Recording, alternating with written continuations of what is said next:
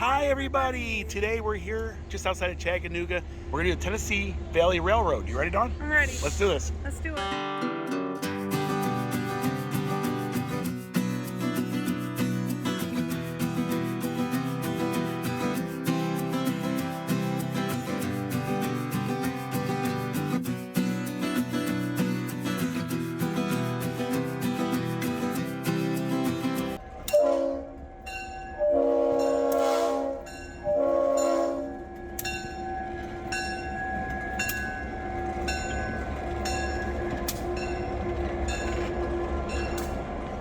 Our journey today begins here at Grand Junction, Tennessee Valley Railroad and Museum.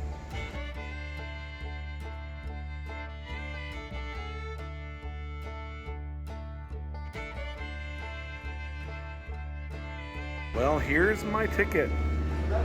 About ready to head on the Missionary Ridge Local.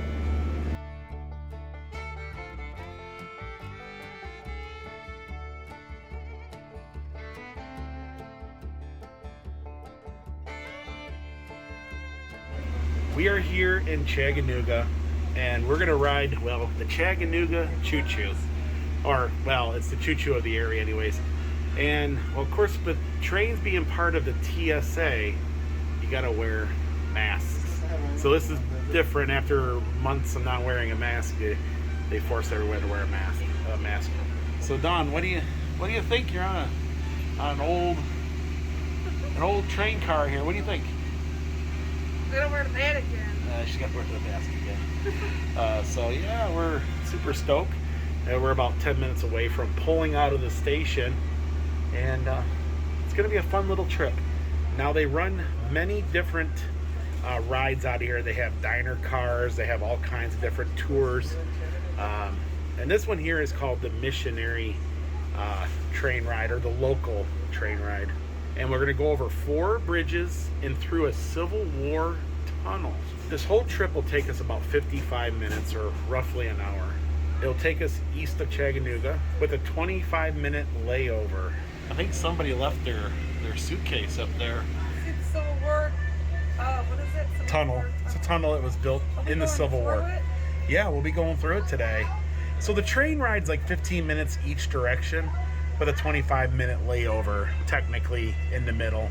They're going to have a turnstile demonstration, which are going to turn the train around, or turn the engine around, so they can, send us back here. Of course, Chris about t-shirts and Mindy. Woo-hoo! You guys excited? I'm excited for this train trip. Round trip service to East Chattanooga. Return. We'll be departing in about 5 minutes. We're waiting on a couple more friends of ours to get on board. We always want to make sure our passengers within a couple minutes get a chance to climb aboard. We'll be traveling over one of the first rail lines spiked down into East Chattanooga today. First constructed by the East Tennessee and Georgia, later the East Tennessee, Virginia and Georgia, between 1858 and 1859.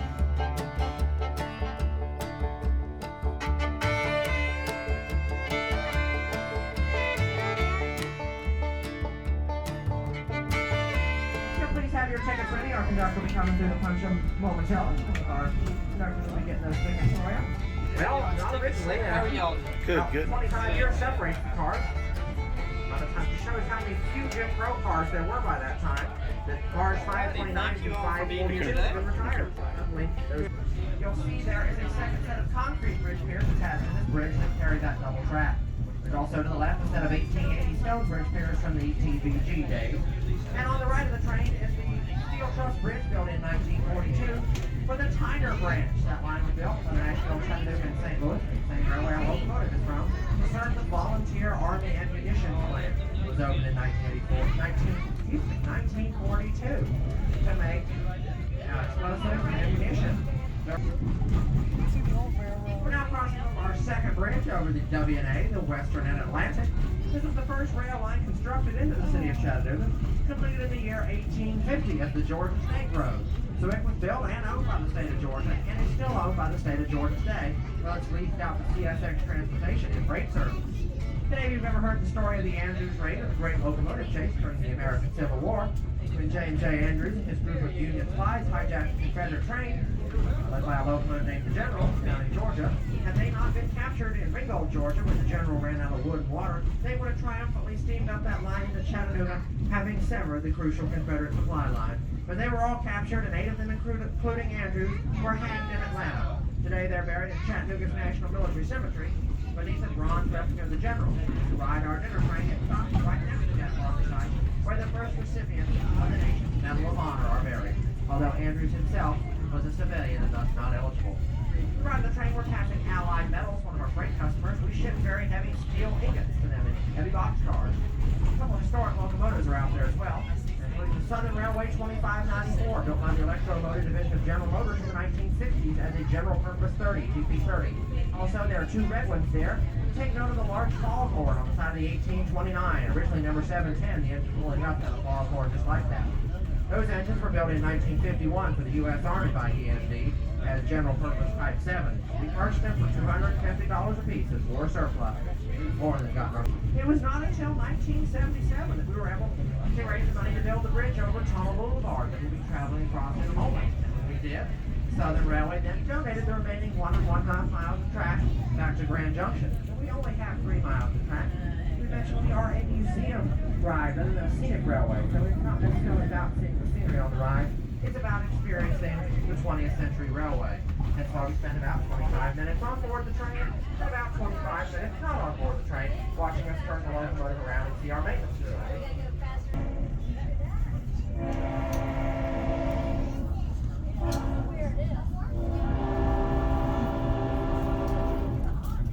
Now this tunnel is 986 feet long. It was dug from either end between 1858 and 59. And it was named Whiteside Tunnel for Colonel James Anderson Whiteside, a supporter and backer of the ET&G who convinced the Chattanooga city forefathers to allow the railway into Chattanooga. I give you Whiteside Tunnel, ladies and gentlemen, 986 feet of history, dug from either end, all by hand. They met in the center in 1859, only 3 inches off. Hold your breath and make a wish, folks, because it's tunnel time in Tennessee.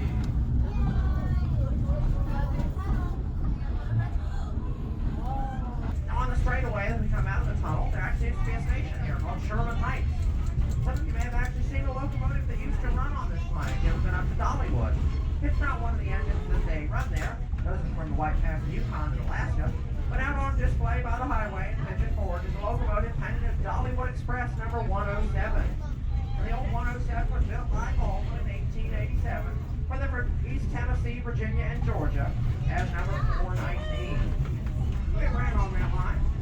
September of 1890, it was like a freight train, right about where we are right now. They broke a couple couplers as we got that fix, got back underway again. And as they were doing that, they ran out of water in the boiler. And that locomotive exploded in an absolutely catastrophic boiler explosion because it ran out of water, killing the engineer, the fireman, and after he lived long enough to tell what had happened, the badly injured and then Brayton as well.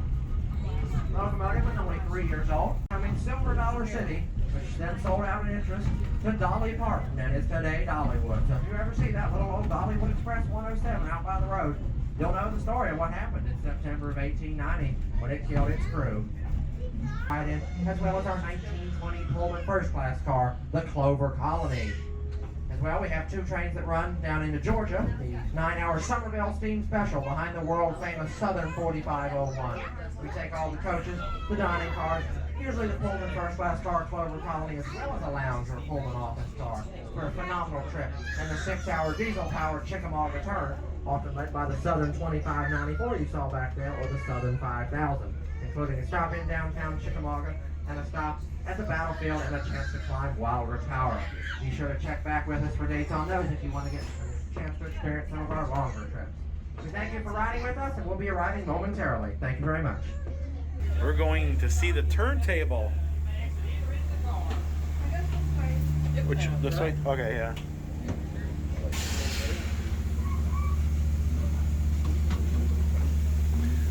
Huh. Well, we made it to Chattanooga, huh?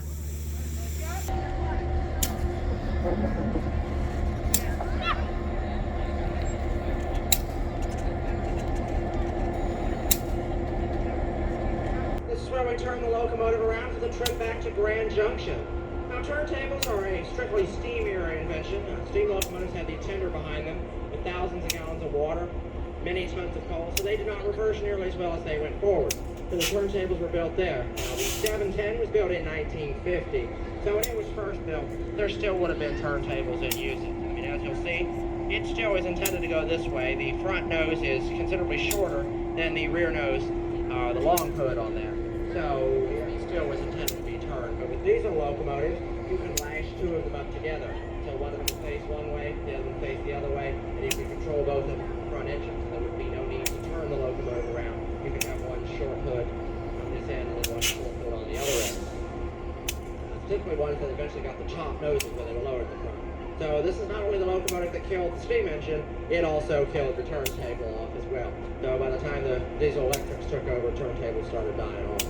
This turntable typically was built in 1916 by the American Bridge Company in Ambridge, Pennsylvania, for the Central of Georgia Railway for usage at their Macon shops. Now, some of you may be familiar with turntables at roundhouses, where there'd be a semicircular structure around the turntable. In Macon, that was a different table. This table was used at the back shop. It was 80 feet long. Some of them were 90 feet, 100, 110, 120, 130. This was only 80 feet. We've got a 25 horsepower motor. And the way that we're able to do it with only 25 horsepower is there's a giant 6-foot diameter bearing in the center that we balance on top of. So when the engine rolls on, you'll see this end down here raised up. And when we're balanced, it'll drop back down, which means we can begin turning. In 1950, it is the oldest diesel locomotive we operate here at the museum. And the NC & St. L was a fully owned subsidiary of the L&N, the Louisville and Nashville. And eventually they absorbed the NC & St. L, and this locomotive was renumbered as a 400 series locomotive painted into the L&N gray and yellow theme. I should say, whilst we're outside here at the turntable, face coverings are not required to allow that. This locomotive was built as a GP7, General Purpose 7. 1,500 horsepower. Used for general purpose switching freight. As I mentioned, originally had the large fall cover on the short one here. Those were used for passenger workers, small ones, to be less boring. On the NC specifically, their engines that were used in passenger service were painted blue and red. Whereas this one you see is painted in the NCSNL red scheme. This is the original 1950 scheme. But more than likely they were not running this in the city of Memphis. So it was involved in a collision, at which point it was sold for scrap as a write-off. But Amtrak stepped in. They painted the whole thing all over orange, rebuilt it, and numbered it the 772. Let's all give away to our engineer up there, Mr. Andrew Dirk. Know what they did? Amtrak rebuilt this engine to a GP9 status. They added an extra 250 horsepower to give it 1,750 horsepower. Also took the skirting off the sides there, added some big Paducah air filters on the side, and they removed the gyro light off the front. The old time signal light up here, you'll see it's got a motor in it and it gyrates around. The gyro light and Mars lights made those. Over the years, they were very maintenance intensive, so they were replaced with just blinking light bulbs called ditch lights and crossing lights. That's what we have today. We got this engine in the early 2000s, put it back in the original scheme, where we get our hands on a gyro light from the front, and ran it here. So a couple of years ago, we put it through another rebuilding, back another original paint job on it, but we also put the skirting on the side, cut off the big old Paducah air filters, and returned to gyro lights in the long hood. So it now looks exactly as it did in 1950, except it has the extra 250 horsepower. We kept that. This is actually a diesel-electric engine. So in the long hood back here, there's a huge diesel engine in there.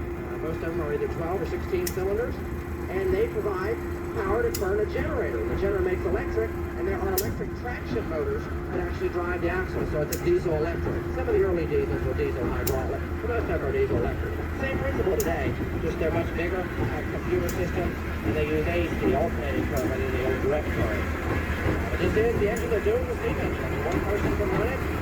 You can flip a switch, turn it on, it takes the steam engine 5, 6, 7 hours to get fired up in the morning. You can flip a switch, much easier to use, far fewer moving parts.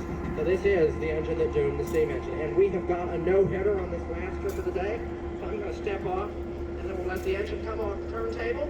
And once they clear the crossing, so they're going to run all the way down number 2 to the end of the yard, flip the switch down there, then back up onto number 1. So what was the first coach on the way here will be the last coach on the way back. And the 906 in that case, and then the 907 on the other end will be the first coach on the return journey.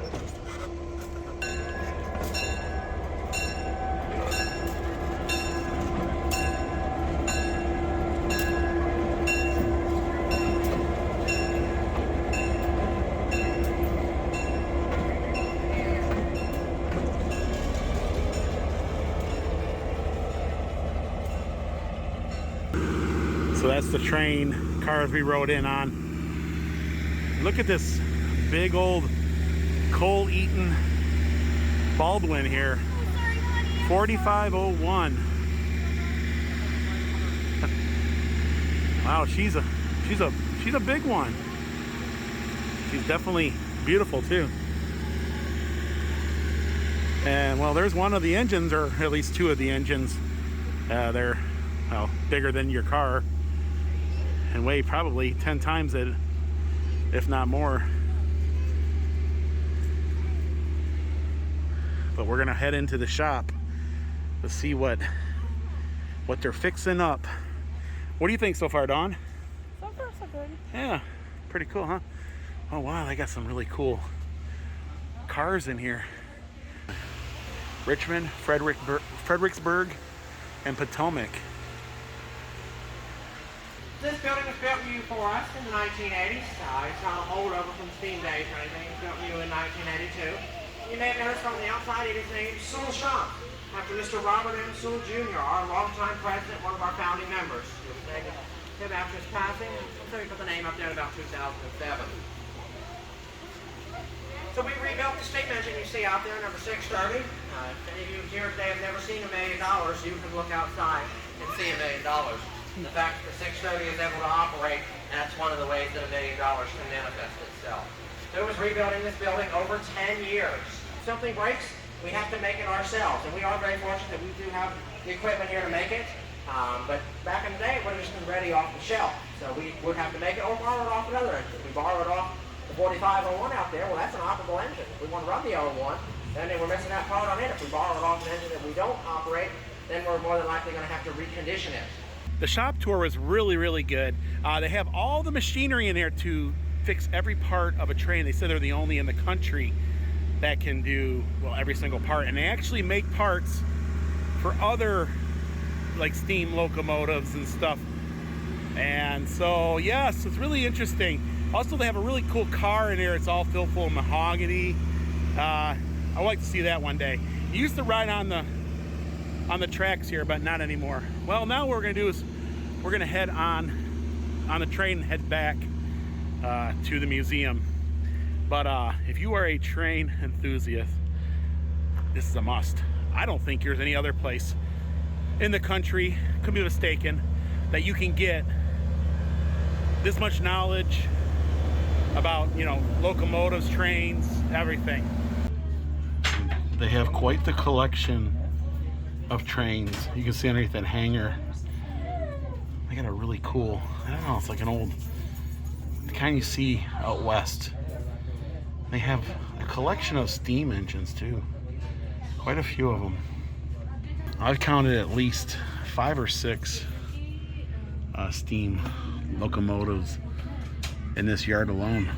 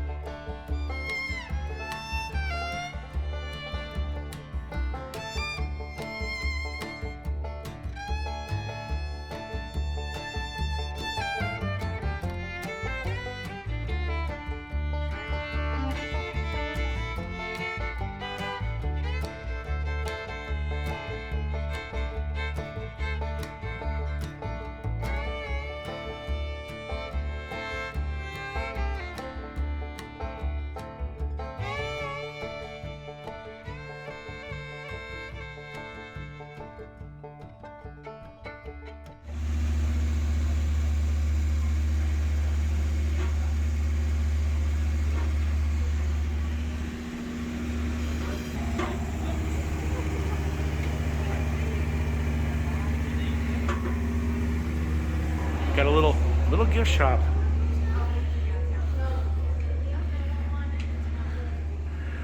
So I got a lot of really cool stuff in here. I love these old paintings or murals. Just a little bit of everything.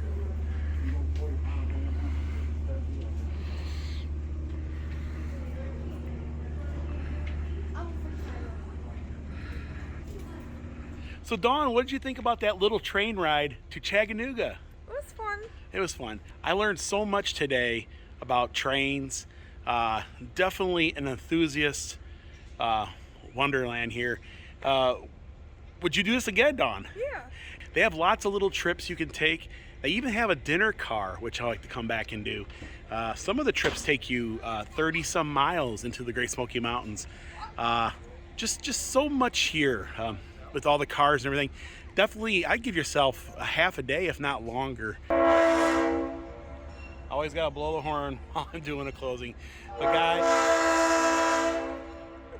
folks, that's gonna do it for today here in Chattanooga. Guys, we love you, and we'll see you guys